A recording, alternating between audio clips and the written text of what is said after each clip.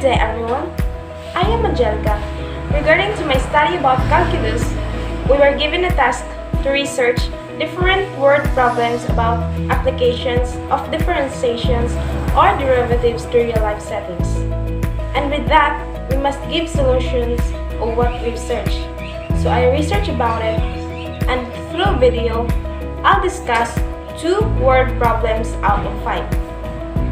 But first of all, what is derivative? It is a fundamental tool of calculus. The derivative of a function of a single variable at a chosen input value when it exists is the slope of the tangent line to the graph of a function at the point. The tangent line is the best linear approximation of a function near that input value. So now we define derivative, but sometimes we may question ourselves about derivatives to real-life settings. Here's what I've got from my research about derivatives. We were asked to find 5 word problems, and 2 of the chosen word problems must be discussed. So I'll discuss about biology and chemistry. First, we have biology and we find derivative. For example, the growth rate of a tumor. So we ask how derivative is a connection to it, or what way does it show derivative. Here's the example.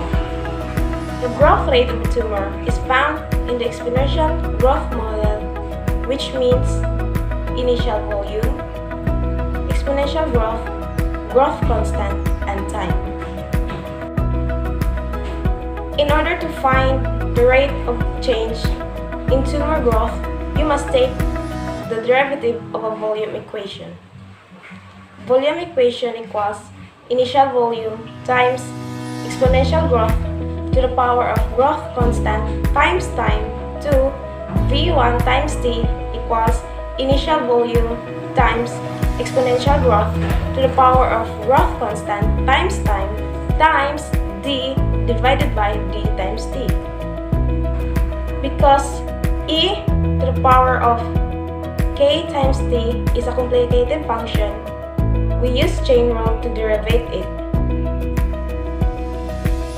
So formula calculation showed we know that the derivative of exponential growth to the power of growth constant times time is growth constant times exponential growth to the power of growth constant times time.